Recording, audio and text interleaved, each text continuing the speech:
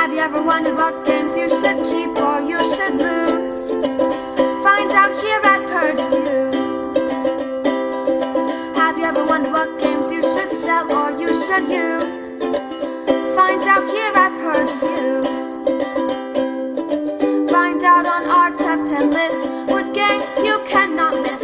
Don't forget to subscribe to Purge Reviews. Les Miserables, Eve of Rebellion. Let's take a look in here. It's going to be one of those magnetic boxes that opens up. You have some really neat artwork in here.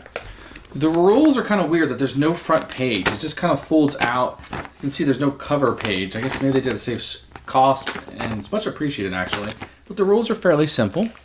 You're going to get some of these little tokens inside. Just have mine shuffled around, and you will get a deck of cards. First thing you notice about the deck of cards is you're going to get one of these player aids, which are really handy in this game, and a copy of how many of each card is in, and a little bit about what they do. This can definitely help you when you're first starting to play the game.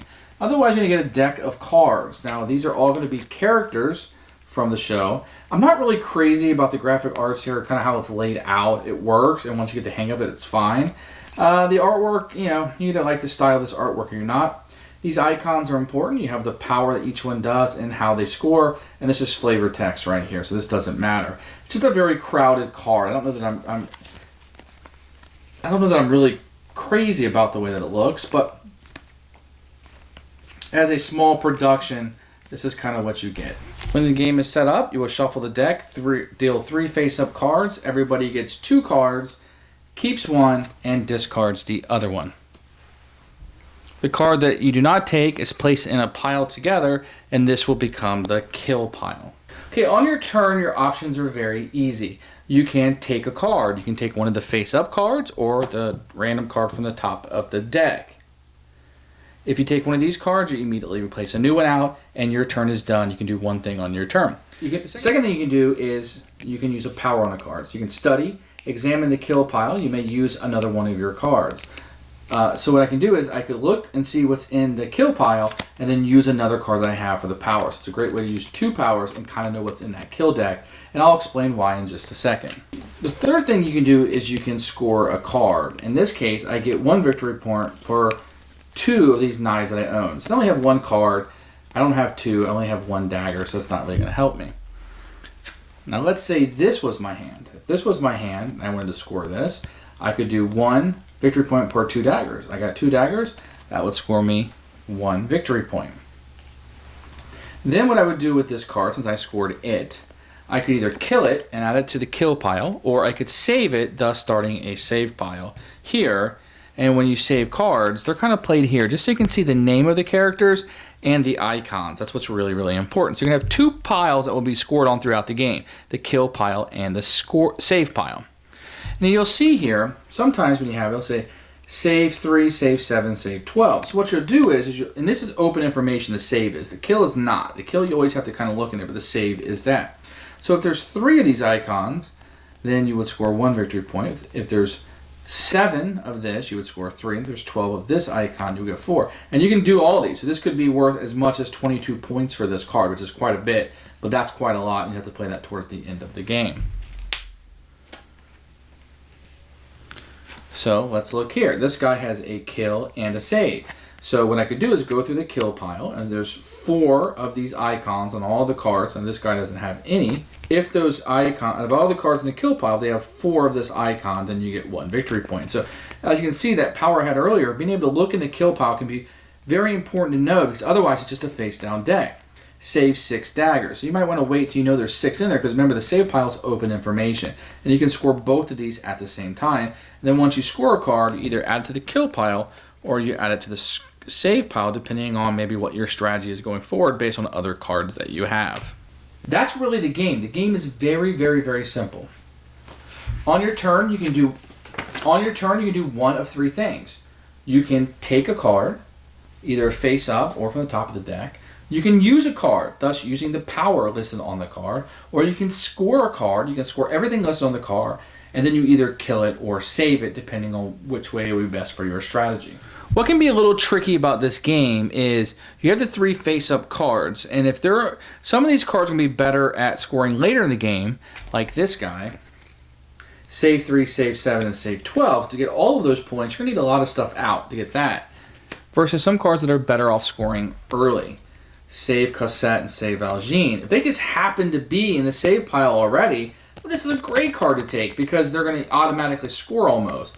Or if you have them in your hand and you know you have control whether they're going to save pile or not.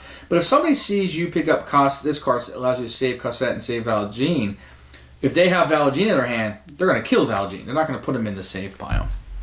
I don't know how thematic this game is. I think they try really hard. So some of the characters that, like Fantine, her relationship with Valjean, wanting to keep Valjean alive, that makes sense. I think that thematically is in the game, but arbitrarily killing Valjean or saving him because somebody else has the Fantine card, I don't know.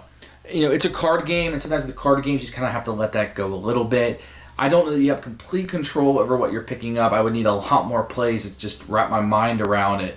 But I think it's a card game where you're drawing cards from the deck, sometimes blindly, so you don't ever know what you're going to go or what you're going to get, but you definitely want to build your strategy up with what you have in your hand. And there are some negative points at the end of the game if you have cards left in your hand and you haven't played them, so it's something to think about. At the end of the day, you're playing some cards to score victory points. Each card's going to score a little bit differently, or maybe have different parameters that they score for. That's something you want to plan out for.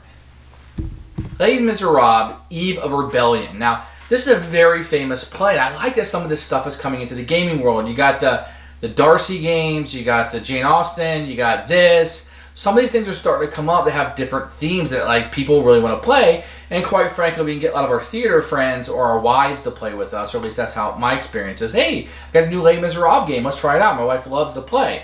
So I can get her to the table with us a lot. Unfortunately, what we've seen a lot of is just these kind of lackluster, almost mass market wannabe games with a small twist. This one is actually a fairly decent card game in disguise of something that doesn't give you very much control. And what I mean by that is, it's not the easiest game to teach. Even though there's only one thing you can do out of 3 options, it's a little tricky to teach people about the save pile and the kill pile. You got to kind of have that down, and each card has their own power. And you may play a power here and you have to kill it, but that can be really helpful to know what's in there and maybe just look at this pile. So there's a little bit going on here. The problem is that you only ever you're drawing cards, either what's face up, which may not be anything you want, so you have to draw from the deck just because you need cards to play. I know this card I have, these 2 cards I have are not going to score anything right now, and there's nothing up that's going to help me, so I need to draw from the top. So that can be a little frustrating at times. That can be easily house rolled if you find out that's a problem. It is having more face-up cards, right? More choice.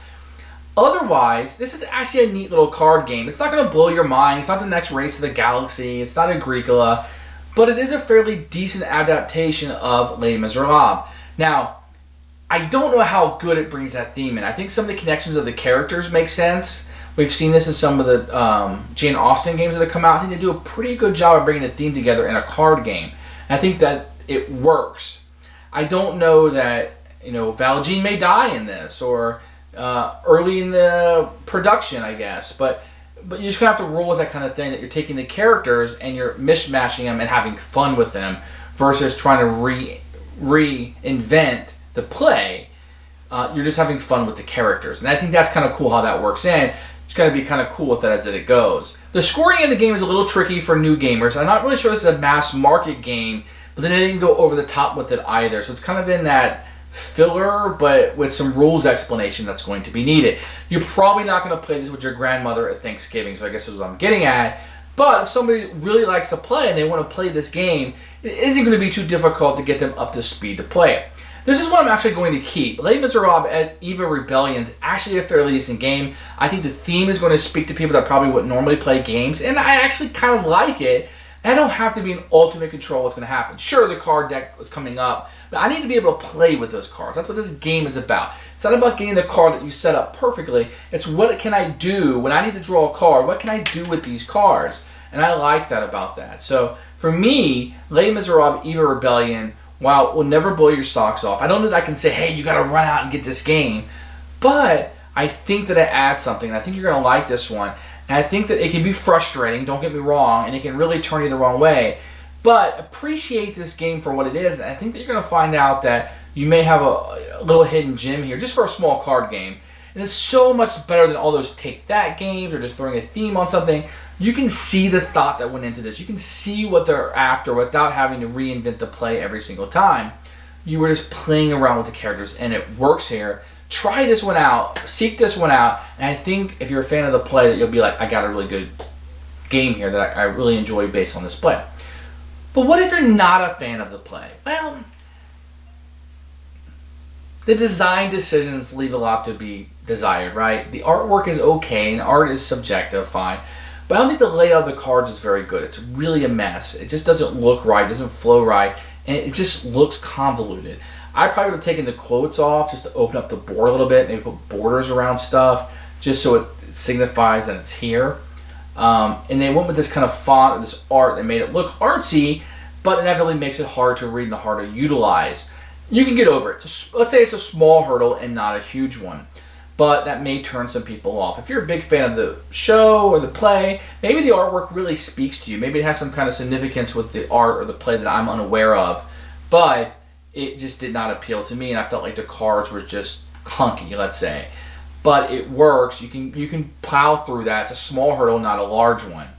Otherwise, it's the keeper for me. I'm going to recommend you check this one out if you're a fan of the play. If you're not a fan of the play, I think it's a fun little card game, but there are a lot of fun little card games, and I don't know where it fits. Maybe somewhere in the middle or the upper echelon, but there are better card games that you might want. This is going to skew more towards fans of the play, but I think we all knew that with the license and the IP. So there you go. Thanks for watching the video. I really appreciate you tuning in. If you liked it, please like it and hit that little subscribe button. That really helps out the channel, lets us know that you're getting the videos that you want. If you agreed or disagree with what I said, feel free to comment below. I'd love to hear what you have to say, and I promise that I will comment back. Thanks for watching, and everybody else, keep playing games.